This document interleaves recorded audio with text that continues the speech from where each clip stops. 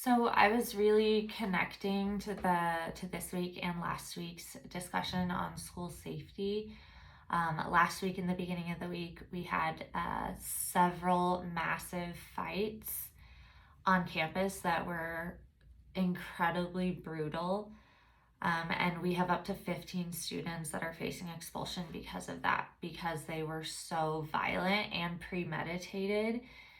And it's just something that really, really breaks my heart. And then on Thursday, I had one of my students actually overdose outside of my classroom. He was unresponsive. It was far and away the most traumatic thing I've experienced as a teacher. I really just don't have words to describe how that felt. So, and just seeing him like that, it was horrible. So, I am having a bit of a week where I feel like my school is not super safe.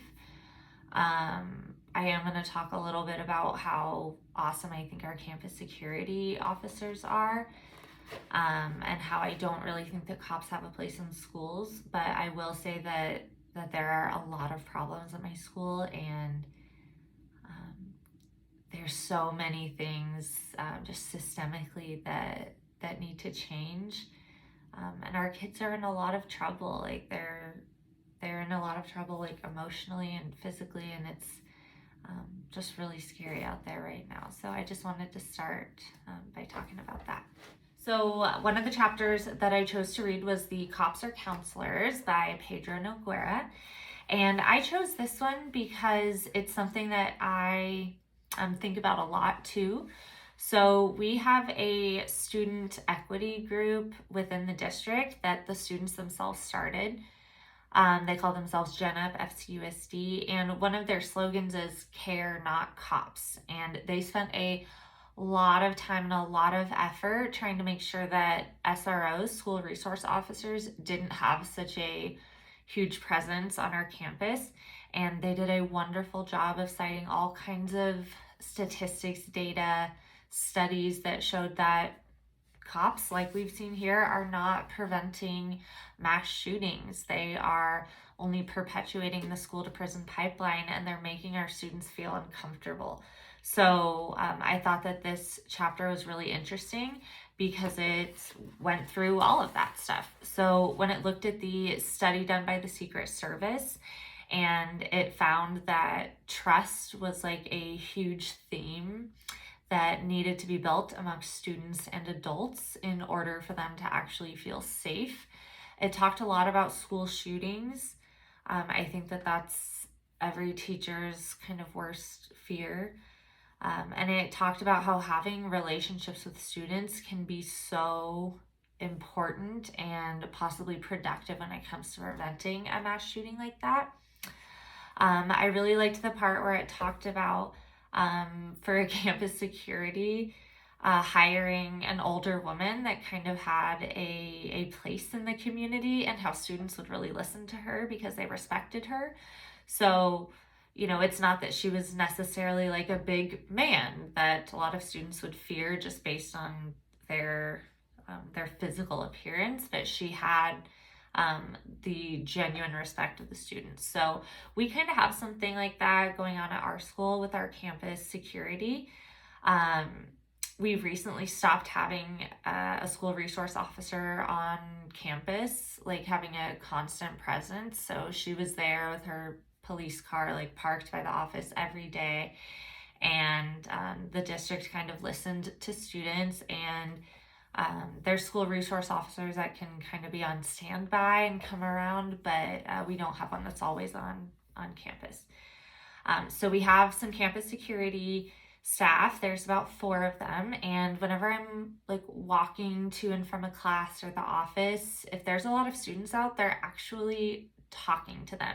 And I'm not saying that every student loves them, because they do have a position of authority. Like if you're having to get pulled out of class to go talk to admin, like they're the ones that are coming to get you. But they are genuinely talking to students, and it's really, really cool to see. And we have this one man who is, he's about 50, and he went to Cordova High School when he was younger. He is deeply involved in the community, loves the school, loves the kids, everything like that. And having him on campus as a campus security officer is huge. He is also a Black man. He knows what so many of our students are going through, especially living in the community as well. And he is just exactly the kind of person that I want on campus, keeping our kids safe and holding them accountable. He also runs clubs on campus. He's a part of MOC. It's this program that he works with to kind of turn students into leaders on campus and in the community of Rancho Cordova.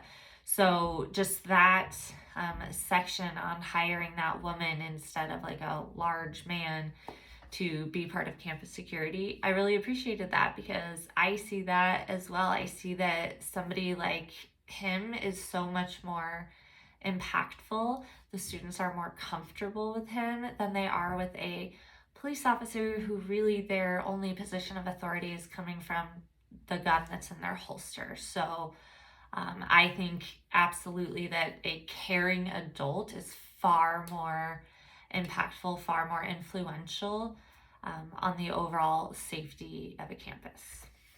The second chapter I decided to read was Calling on Omar by Carla Shalabi.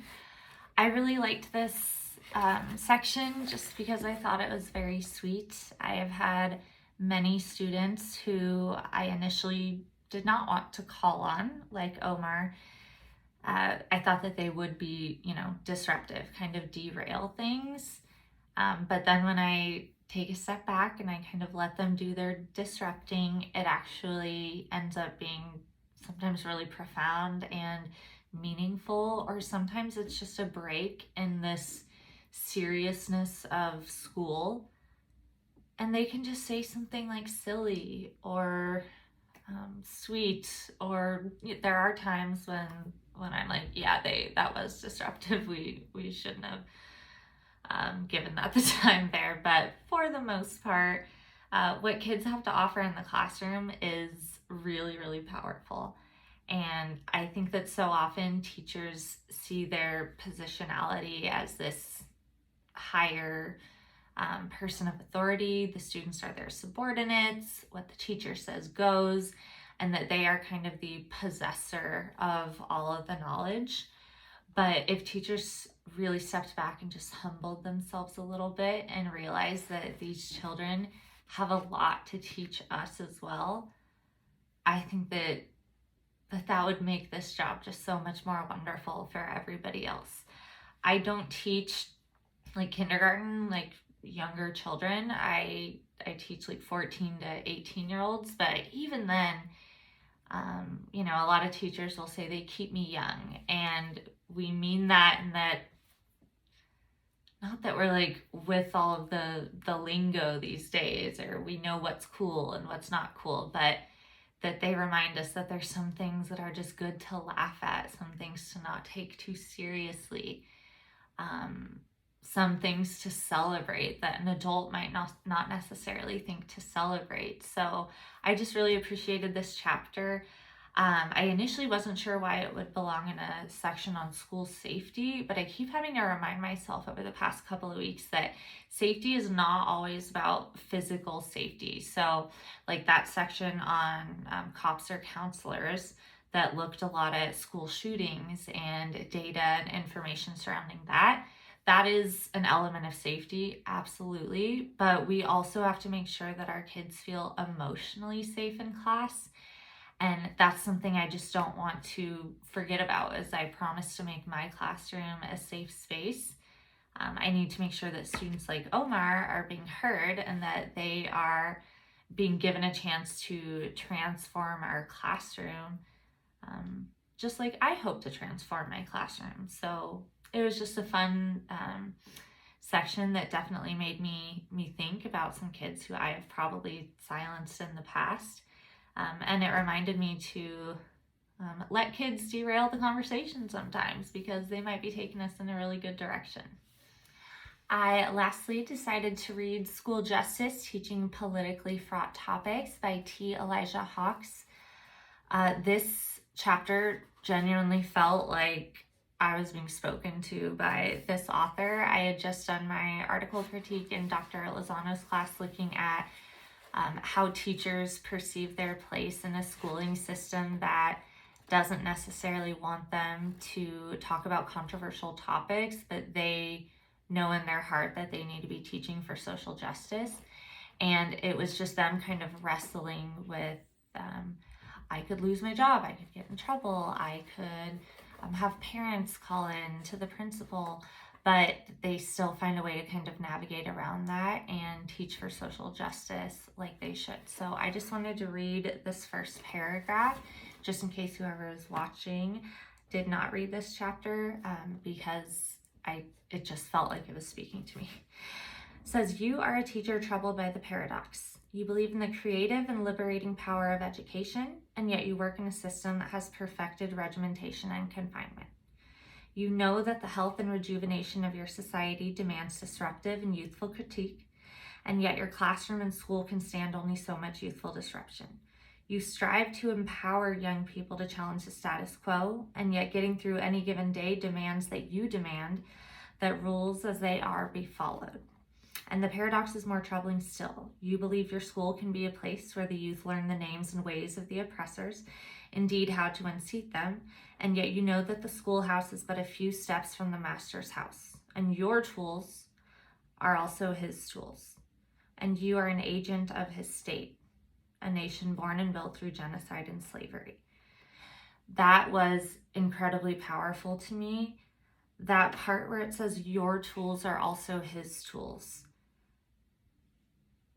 I feel like I had never really thought like that, that the tools that I was taught kind of by society and my teaching credential program and by the teachers that I have kind of modeled some of my like behavioral expectations after, those are, ultimately somebody else's tools, and that those are the tools of the oppressor. So this really made me think about how I position myself in my classroom, and how I design some of my classroom rules and the structure, and where that comes from. I just think that was a really, really heavy couple of paragraphs there. So a couple of the things that I wanted to talk about was the section where he was kind of giving advice on how to create this course that is looking at restorative justice. And one of the things that he said to do is to make the extracurricular curricular. And I loved this idea, because if we could actually give dedicated class time and credit towards graduation and a grade towards these restorative programs that students would massively benefit from, if we actually treated those as learning opportunities and not like clubs where people had to kind of donate their time, and that's just really kind of hard to facilitate and put together in that limited time frame. But if we could actually make those classes, that would be so wonderful. And I can't imagine having something like that on my campus, but I would just absolutely love it. And I would love to see the type of students that would show up to those classes and would decide to take them. And much like the Cops Are Counselors chapter in this book, this author really talked about how establishing trust is incredibly important, whether it's trust with parents, trust with students, trust with teachers, administrators, law enforcement. That is a really, really big theme in this book, because ultimately, or in this section of this book, because ultimately feeling safe is about trusting the people around you to make sure that you stay safe. And I think that that's just a really powerful theme of this book. And I think that is where I will end things. Thank you.